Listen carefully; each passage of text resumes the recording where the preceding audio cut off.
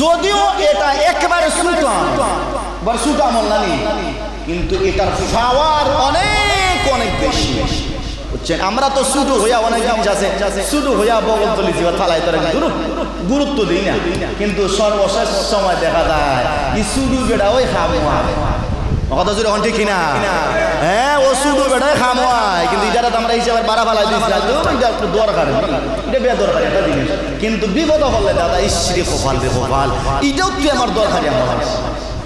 হ্যাঁ, এটা কথা জানি না, শুধু মরিচ ছিল, ওটা নাগা মরিচ, গুল মরিচ ছিল, ওটার জাল আছে কথা জুড়ে হন না। আর আমরা দেশি মরিচ এটা হাইবি কম বাওয়া, এটা জালের কোনো বংশই নাই। আস্তা মরিচ সাবাই খাইলে গেরানি নাই জালে, কিন্তু হুরু মরিচ এটা আছে না, হুরু মরিচ এটাই বাবার হামরটা দিলে কাটাই এটার তেজ আছে না, এটার পাওয়ার বেশি। নবীজি বলেন এই ছোট্ট একটা আমল যদি কেউ করতে পারে আল্লাহ রাব্বুল আলামিন সে মরতে দিলে তার জান্নাত পাইতে একটা সেকেন্ড তো দিলে না। সুবহানাল্লাহ। এবার আসেন নবীজি এবার বলেন যে সূরাতুল ইখলাস, কোন সূরা ভাই? সূরাতুল ইখলাস আপনি রাতে ঘুমানোর সময়, কোন সময়? তিরমিজির হাদিস এবং এই হাদিসটা মুসলিম এবং বুখারীর মধ্যে এসেছে, কোন মুমিন বান্দা বান্দি যদি রাতে ঘুমানোর সময় 100 বার সূরাতুল ইখলাস তেলাওয়াত করে পাঠ করে, কয়শো বার? কত জোরে হন? কয়শো বার? 100 বার যদি সূরাতুল ইখলাস কেউ পাঠ করে তাহলে আল্লাহ রাব্বুল আলামিন তার 50 বছরের অতীতের গুনাহ আল্লাহ মাফ করে দিয়া দিবেন। যেমন আমরা দরকার না, দরকার আসেনি। 100 বার যদি আপনি তেলাওয়াত করেন এশার নামাজের পরে ঘুমানোর আগে, আপনি ঘুমায়া বিছানার মধ্যে আছেন, ওযু সহকারে আছেন, এত ঘুমাই দেখতাই চোখ মুজ্জা আঙ্গুলের মধ্যে গুণা 100 বার তেলাওয়াত আপনি করেন, নবীজি বলেন বান্দা বান্দি যদি রাতে ঘুমানোর সময় অথবা যে কোনো সময় 100 বার সূরাতুল ইখলাস তেলাওয়াত করে 50 বছরের অতীতের গুনাহ আল্লাহ তারে মাফ করে দিয়া দেয়। সুবহানাল্লাহ। নবীজি বলেন যদি 200 বার তেলাওয়াত করে, কয়শো বার? কথা জোরে হন, কয়শো বার? 200 বার যদি বান্দা বান্দি সূরাতুল ইখলাস তেলাওয়াত করে তাইলে আল্লাহ 100 বছরের অতীতের গুনাহ আল্লাহ তার মাফ করে দিয়া দেয়। সুবহানাল্লাহ।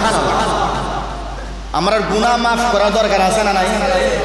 আমরার যে পরিমাণ গুনাহ হইছে আল্লাহ চিন্তা তো করলাম, মরতে দিলি জাহান্নামে চলতে গেছে কথা জোরে ঠিক কিনা?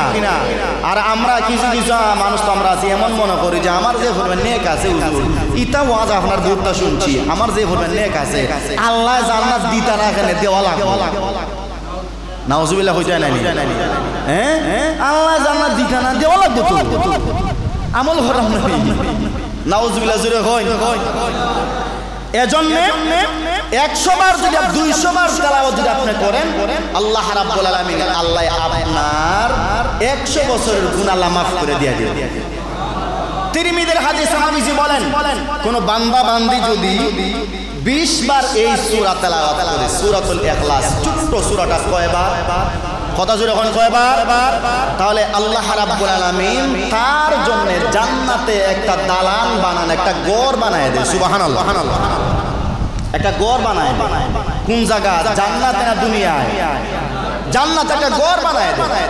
যদি বান্দা 20 বার তেলাওয়াত করে তাহলে জান্নাতে আল্লাহ রাব্বুল আলামিন তার জন্য 2টা ঘর বানায় দেয়। সুবহানাল্লাহ। যদি বান্দা 30 বার তেলাওয়াত করে তাহলে জান্নাতে আল্লাহ রাব্বুল আলামিন তার জন্য 3টা ঘর আল্লাহ বানায় দিবে। সুবহানাল্লাহ। আচ্ছা, জান্নাতের ঘর আমরা দরকার আছে না নাই? কথা জন্য দরকার আছে না নাই? নাকি দুনিয়ার যে ঘরটা এটাই আমরা লাগি যথেষ্ট? জান্নাতের ঘর দরকার আছে না নাই? অবশ্যই জান্নাতের ঘর আমাদের দরকার আছে, অবশ্যই দরকার। জান্নাতে যদি আপনি যেতে চান আর জান্নাতে যদি আপনার ঘর প্রয়োজন হয় তাইলে প্রতিদিন 20 বার তেলাওয়াত করবেন, 10 বার তেলাওয়াত করবেন অথবা 30 বার তেলাওয়াত করবেন। 10 বার তেলাওয়াত করলে সূরাতুল ইখলাস জান্নাতে আপনার জন্য একটা ঘর আল্লাহ বানাইবেন। 20 বার তেলাওয়াত করলে 2টা ঘর আল্লাহ বানাই দিবেন। 30 বার তেলাওয়াত করলে জান্নাতে আপনার জন্য 3টা দালান ঘর আল্লাহ বানাই দিবেন। সুবহানাল্লাহ।